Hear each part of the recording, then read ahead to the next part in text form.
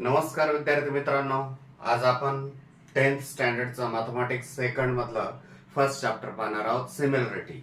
Similarity मध्ये काय पाहणार आहोत आपण? तत्पूर्वी सिमिलॅरिटी पाहण्याच्या आधी आपल्याला एरिया ऑफ ट्रायंगल कसं काढायचा हे पाहावं लागणार आहे. Area of triangle ABC. Suppose here हा एबीसी ट्रायंगल आहे असं आपण म्हणूया. हा ए बी सी ट्रायंगल आहे आणि त्याची हाईट ही एम आहे. असं जर आपण म्हटलं तर area of triangle is equal to half into base into height. हे तुम्हाला माहितीच आहे. बघ इथे बेस काय येणार आहे? Half into base. Base is equal to BC and height is equal to height is M. Therefore, area of triangle ABC is equal to half into base into height म्हणजेच half into BC into AM येणार आहे. Ratio of areas of two triangles and related properties. आता जर दोन ट्रायंगलचा आपल्याला एरियाचा ratio जर काढायचा असेल तर तो काय येतो ते आपण पाहणार आहोत. The ratio of areas of two triangles is equals to the ratio of product of their bases and corresponding heights. Suppose two triangles here. Draw the two triangles. This is a triangle ABC and height AM. Second triangle.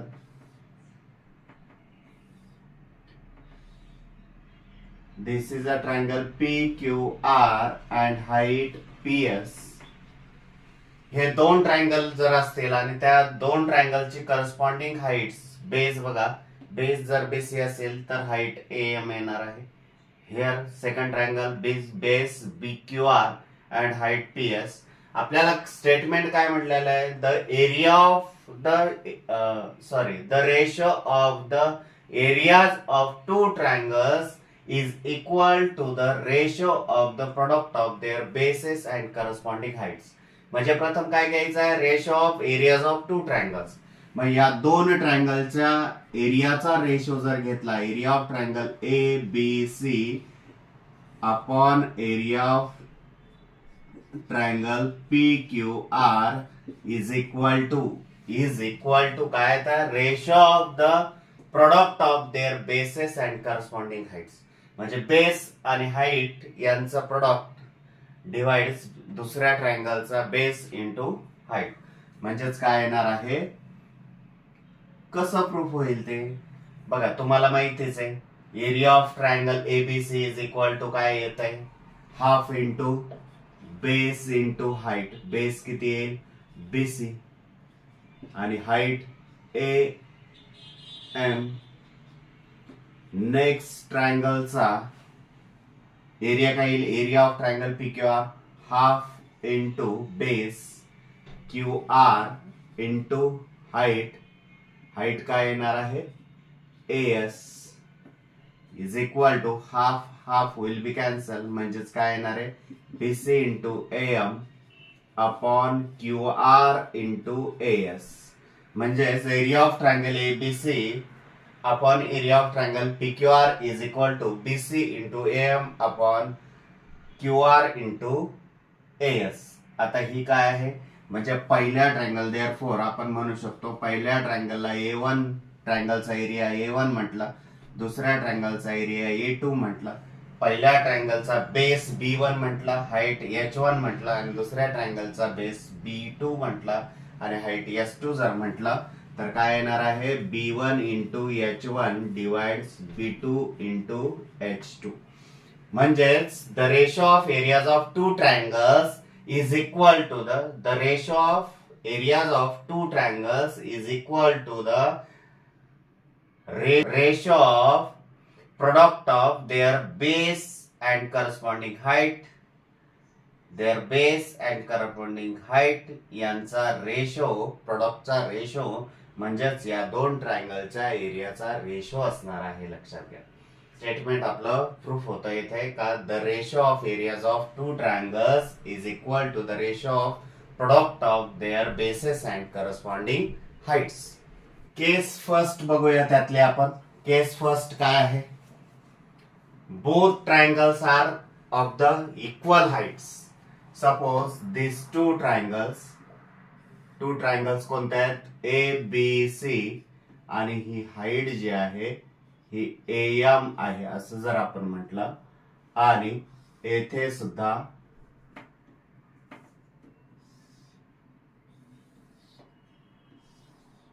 हा next triangle P Q R आणि height काय असेल P S, ही सुद्धा H असणार आहे, ही सुद्धा H असणार आहे.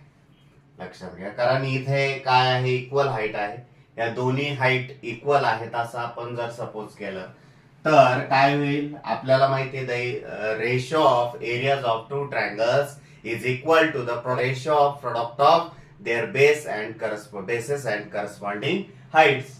देअरफॉर मग काय लिहिता येईल आपल्याला area of triangle A B C upon area of triangle P Q R is equal to काय येईल रे, बेस काय आहे पहिल्या ट्रायंगलचा बीसी आणि हाईट काय आहे M upon Q R into P S. But M आणि P S are equal distance, म्हणजे हे इक्वल आहेत, हाईट इक्वल्स आहेत, म्हणून height cancel, BC upon Q R remaining, right.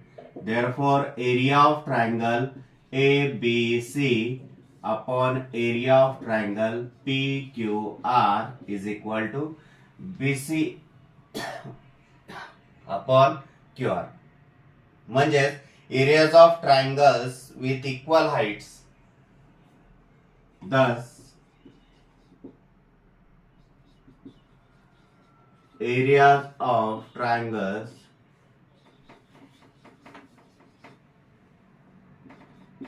with equal heights are proportional to their corresponding bases.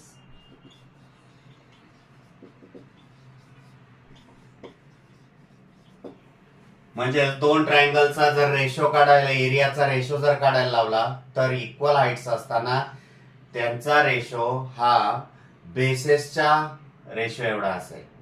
Both triangles are of equal bases. Suppose this two triangles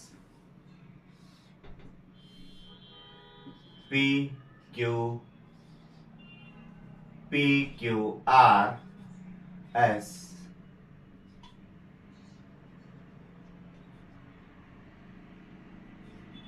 D.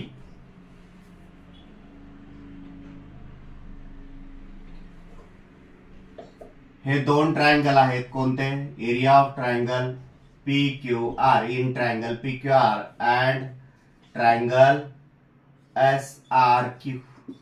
हे दोन triangle आहेत P Q R आणि S R Q. या दोन्हीही triangle मध्ये लक्षात घ्या base common आहे, इक्वल आहे. क्यू आर ही बेस कॉमन आहे, किंवा इक्वल म्हणा किंवा कॉमन म्हणा तरी चालेल. कॉमन म्हणजे सेम डिस्टन्स आणि इक्वल म्हणजे सेम डिस्टन्स.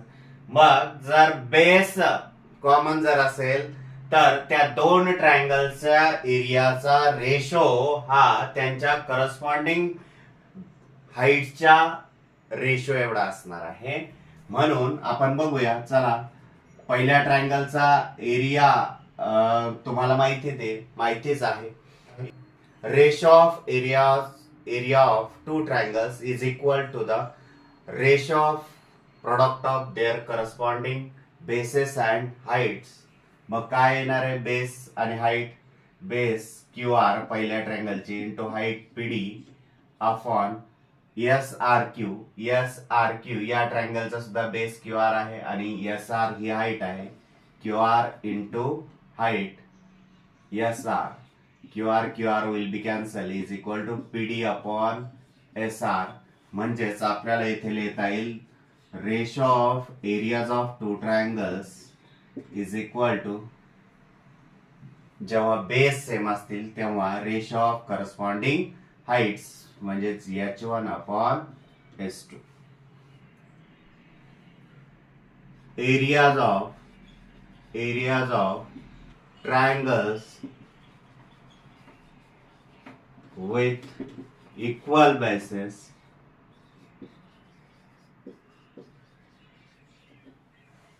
are proportional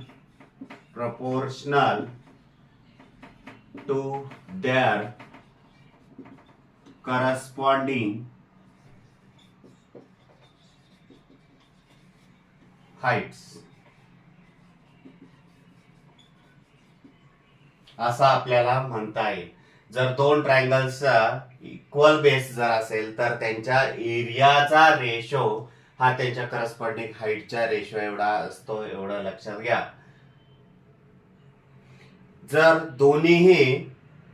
जर एरिया या दोन ट्रायंगलचा बेस आणि हाईट दोन्हीही जर इक्वल असतील तर लक्षात घ्या, दोन्ही जर इक्वल असतील तर या दोन ट्रायंगलचा रेशो किती येणार आहे? 1 येणार आहे. सपोज आता आपण जर असं म्हटलं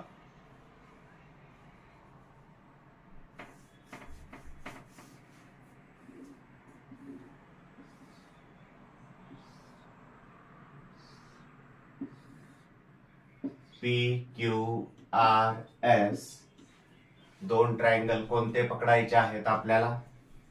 बघा, area of triangle PQR and area of triangle SRQ या दोन ट्रायंगलचा जर विचार केला, PS आणि QR या पॅरलल लाईन आहेत. पॅरलल लाईन मध्ये हाईट कुठेही जर मोजली ती सारखीच बनणार आहे आणि बेस दोन्ही ट्रायंगलचा QR हा आहे. म्हणून बेस आणि हाईट दोन्ही ट्रायंगलच्या बेस आणि करस्पॉन्डिंग हाईट ह्या कॉन्ग्रंट आहेत. म्हणून आपण येथे त्या दोन ट्रायंगलच्या रेशोचा एरियाचा रेशो हा कसा असेल? 1/1 असेल, म्हणजे 1 असेल असं म्हणू शकतो किंवा इक्वल असेल असं म्हणू शकतो. और area of triangle PQR is equal to area of triangle SRQ असं आपल्याला म्हणता येईल की जर बेस आणि करस्पॉन्डिंग हाईट जर सेम असेल तर त्या दोन ट्रायंगलच्या एरियाचा रेशो हा 1 असतो किंवा एरिया त्या दोन्ही ट्रायंगलचा एरिया हा इक्वल असतो.